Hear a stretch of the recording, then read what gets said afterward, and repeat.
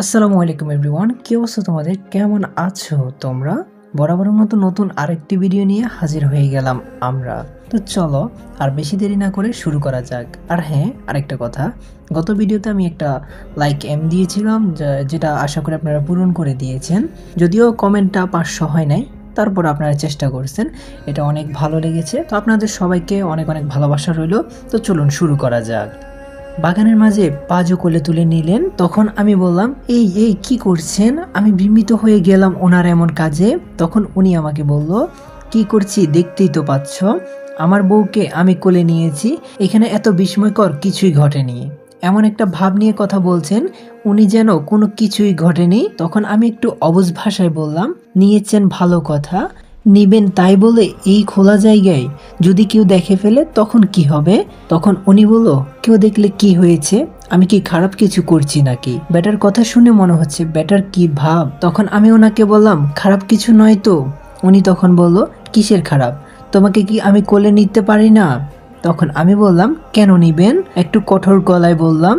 তখন উনি আমাকে বলল, ওকে, তাহলে তোমার কয়েকটা কাজিনকে দেখলাম না আজ, নেক্সট টাইম তোমাদের বাসায় গেলে ওদের কাউকে কোলে নিয়ে ঘুরবো, কেমন? তখন আমি বললাম, ওই একদম খুন করে ফেলবো যদি আমি ছাড়া কোনো মেয়ের দিকে চোখ তুলে তাকিয়েছো তো।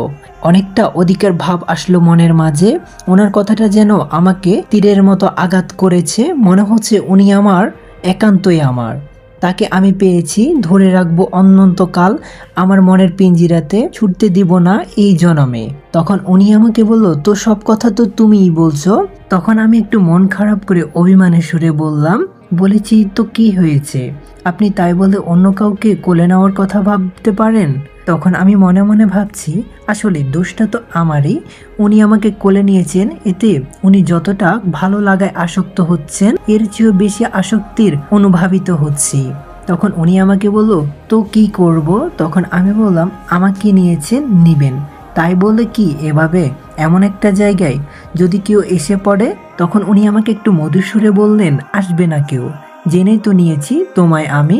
এমন ভাষায় যদি কোনো বর তার বউয়ের সাথে কথা বলে, আমি নিশ্চিত সেই স্ত্রী ভাগ্যবতী, কারণ সব পুরুষ এমন ভাষায় কথা বলতে পারে না। কিছু পুরুষ শুধু নিজের দেহের চাহিদার জন্যই বউকে স্মরণ করে। সব পুরুষ এমন করে বউয়ের সাথে রোমান্টিকতা করতে জানে, তবে তারা এটা করে না বউয়ের ইচ্ছার চাইতে নিজের চাহিদাটাকে একটু বেশি খোঁজে। আর কিছু পুরুষ এমনও আছে, তারা সময়ে বউকে ব্যবহার করবে, ব্যবহারের শেষে এরা বউকে লাথি উষ্টা যা ইচ্ছা আছে সবই মারে, তবু বউয়েরা এদের সংসার করে। তবে মেয়েরাও ভিন্ন ভিন্ন রকমের হয়। আমার এমন অন্যমনস্ক হয়ে থাকা দেখে মিস্টার আমাকে জিজ্ঞেস করলেন, কি গো, কি হয়েছে, কি ভাবছো এত? তখন আমি বললাম, না তো কিছু না। তখন উনি বলল, তাই? তখন আমি বললাম, তো এইভাবে আর কতক্ষণ কোলে নিয়ে দাঁড়িয়ে থাকবেন? তখন উনি বলল, কেন, কোলে থাকতে কি কোনো অসুবিধা হচ্ছে? তখন আমি বললাম, না তো, আমার কাছে তো অন্যরকম ভালো লাগছে, ইচ্ছে করছে সারা রাত আপনার কোলেই থাকি। উনি একটু মুচকি হাসি দিয়ে বললেন, তাই? তখন আমি বললাম, হ্যাঁ, কিন্তু আমি ভাবছি আপনার কথা, আপনি পারবেন তো এভাবে সারা রাত আমাকে রাখতে? আমি একটু কথাটা সংকোচের ইশারায় বললাম। তখন উনি বলল, পারবো, তোমার যে সাইজ আর ওজন, মনে হচ্ছে যেন আমি 3 বছরের একটা বাচ্চা কোলে নিয়ে দাঁড়িয়ে আছি। উনি আমাকে অপমান করছে, এই জ্বালা তো সহ্য করা যায় না। তখন আমি বললাম, কি, আমি 3 বছরের বাচ্চা? তখন উনি আমাকে বলল, তা না হলে কি? তখন আমি বললাম, শোনেন, আমি মোটেও বাচ্চা নই, ওজন একটু বয়সের তুলনায় কম আর কি। একটু কথাটা ভাব নিয়েই বললাম। তখন উনি আমাকে তাচ্ছিল্যের সাথে বলল, বয়স হবে আর কত হবে? তখন আমি বললাম, আমার বয়স 19 বছর 2 মাস 17 দিন, আর আমার ওজন 39 কেজি। তখন উনি মজার ছলে বললেন, বিশ্বাস হয় না, আমার তো মনে হয় তুমি 14 বছরের পিচ্ছি একটা। বেটা দেখি আমাকে রাগাচ্ছে, দাঁড়া আমি বুঝাচ্ছি। তখন আমি বললাম, তো পিচ্ছি হলে বিয়ে করেছেন কেন আমায়? হ্যাঁ, পিচ্ছিদের বিয়ে করতে হয় না, তা জানেন না আপনি? জানবেনই বা কি করে, সারা জীবন তো স্কুল ফাঁকি দিয়ে বেড়াইছেন। বেটা আমারে রাগায়, দিলাম তো কথা শুনিয়ে। কথাটা বলে একদম জিতার মতো ভাবে আছি। তখন উনি আমাকে বলল, বিয়ে তো আমি করেছি তোমার, বলেই থেমে গেলেন। তখন আমি আগ্রহের সাথে বললাম, আমার কি? হ্যাঁ বলুন বলুন। তখন উনি আমাকে বলল, না কিছু না। তারপর আমি বললাম, ও তো আর কতক্ষণ দাঁড়িয়ে থাকবেন শুনি? একটু মুচকি হাসি দিয়ে কথাটা বললাম। তখন উনি আমাকে বলল, তুমি না বললে সারা রাত থাকবে। তখন আমি ওনার গলা জড়িয়ে ধরে বললাম, ওকে, আমি তাহলে আর নামছি না। তখন উনি আমাকে বলল, ওকে, এখানে আর বেশিক্ষণ থাকা ঠিক হবে না। তখন আমি বললাম, এই তো ফুস হয়ে গেল নাকি আপনার শক্তির ভাব? হাসি দিয়ে বললাম। আর ওনার কোল থেকে নামতে যাব, তখনই উনি আমাকে আরো শক্ত করে জড়িয়ে ধরে বললেন, তোমাকে কোলে নিয়েছি, একবার যেহেতু বলেছি সারা রাত রাখবো এভাবে, সো রাখবো। বলেই উনি হাঁটা শুরু করলেন। তখন ওনার গলা জড়িয়ে ধরে আছি, উনি হাঁটছেন, তার শরীর থেকে ধেয়ে আসা স্মেলটা অনুভব করছি। এই প্রথম ওনার শরীরের দিকে চোখ গেল আমার। শক্ত শরীর তার, হয়তো জিম করে, তার মাঝে আমি আসক্ত হয়ে পড়েছি। তাতে আমার কোনো বিদ্রুপ নেই, হচ্ছি তো কি হয়েছে, সে তো আমারই, আমি যে তার। বলতেই কোনো বাধা দিচ্ছে না মন, কারণ হয়তো সে আমার স্বপ্নের রাজকুমার, যাকে আমি চেয়েছি মনে মনে এতদিন ধরে।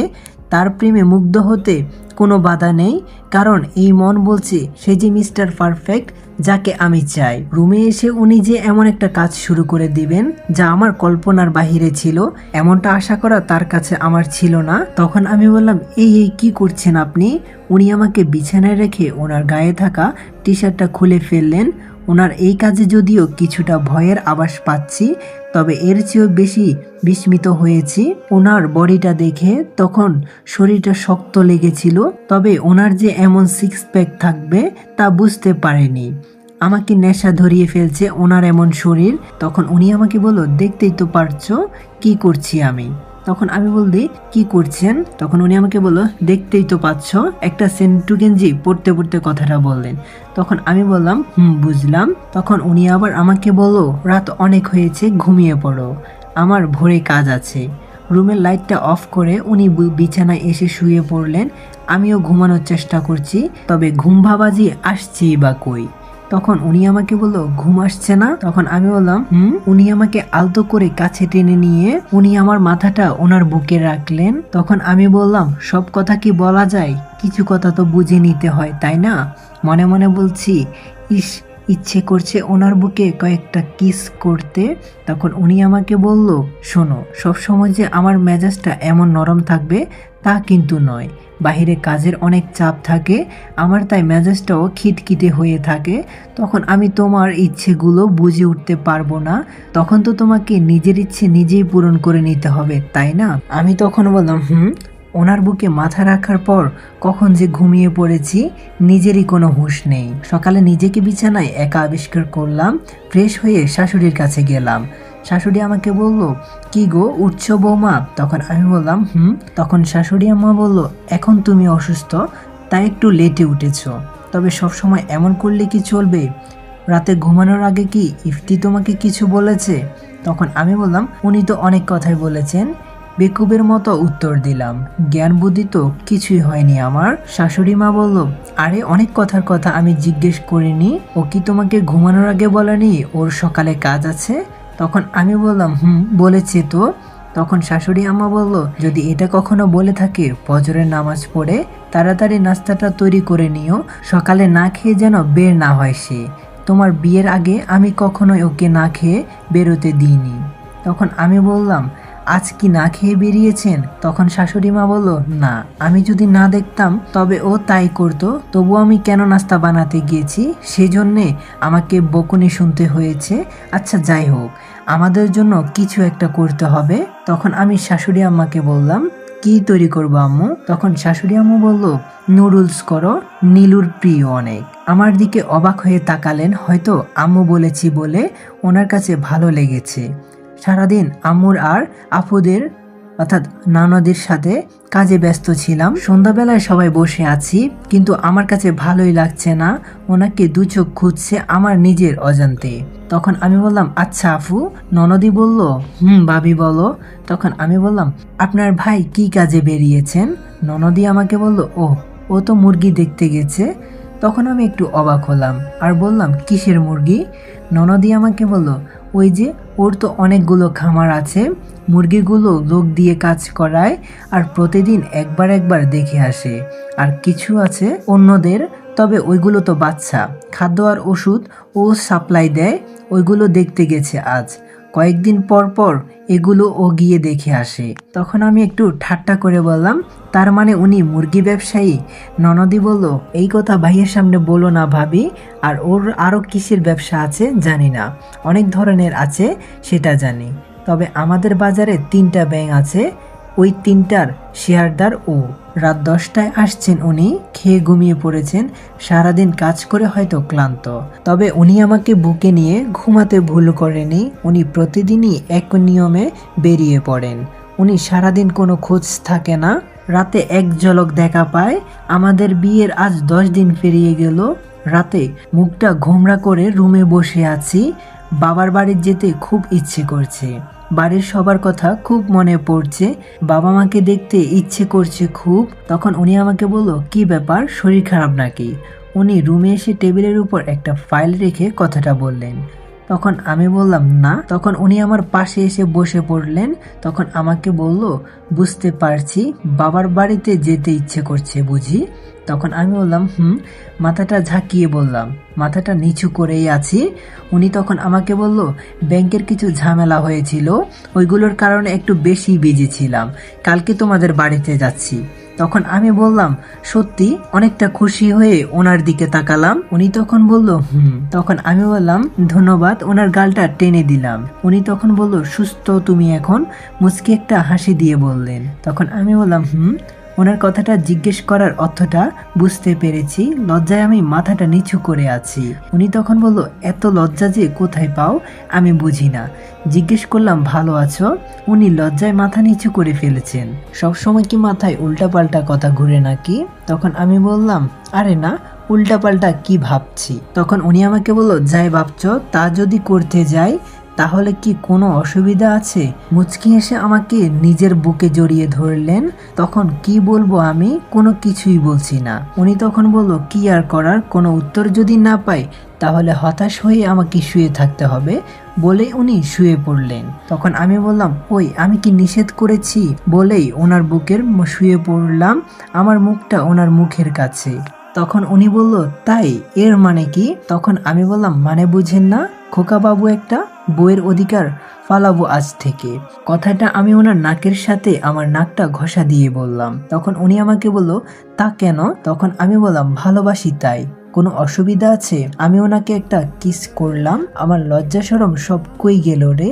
আরে ধুর, লজ্জা কিসের, উনি তো আমারই বর, রুমের ভেতর ওনার সাথে কোনো লজ্জা থাকছে না বলেই হাসি দিলাম। গল্পের মাঝে একটা কথা বলি, এরকম কথা শুনলে তখন মনের ভিতর সবার বুঝি একটু বিয়ে বিয়ে ভাব চলে আসে, তাই না? কিন্তু সব থেকে বড় কথা, আমাদেরকে বিয়ে করবে কে? আচ্ছা যাক, একটু দুষ্টামি করলাম, তো চলুন গল্পে ফিরা যাক। তখন উনি আমাকে বলল, তাই বুঝি? না, আমার তো কোনো অসুবিধা নেই বলে আমাকে ওনার উপর থেকে নামিয়ে দিলেন। তখন আমি বললাম, অসুবিধা নেই বলে কি উঠে গেলেন? তখন উনি দেখছি আলমারি থেকে কিছু একটা এনে আমার হাতে দিলেন। তখন বলল, এই নাও। আমি তখন বললাম, কি এটা? খুলে দেখি 1000 টাকার বান্ডিল। টাকাটা দিয়ে উনি আমাকে বললেন, দেনমোহরের টাকা অর্ধেক দিলাম, বাকিটা সারা জনম ধরে ধীরে ধীরে শোধ করব, চলবে নাকি? তখন আমি বললাম, চলবে না, দৌড়াবে। আপনি দিয়েছেন, আমি পাইছি, এখন এগুলো আপনার কাছেই রাখেন, আমার এইগুলো দরকার নেই।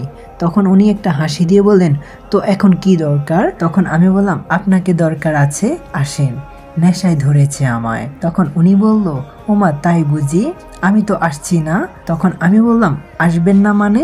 বলেই ওনাকে একটা টান দিয়ে বিছানায় ফেলে দিলাম, ওনার বুকের উপর চড়ে বসলাম। তখন উনি আমাকে বলল, আরে বুঝলাম তো সব, লাইটটা তো অফ করো। তারপর আমি লাইটটা অফ করে দিলাম, ওনাকে নিজের মতো করে কাছে পাচ্ছি, তার প্রতিটা ছোঁয়া আমাকে তার প্রতি আসক্ত করে তুলছে। এটাই হয়তো স্বামী স্ত্রীর সবচাইতে সুখের মুহূর্ত, যেখানে দুইজন চায় তাদের, আর কি চায় মনের মতো মানুষ, তার সাথে কাটানো সেরা সব মুহূর্ত।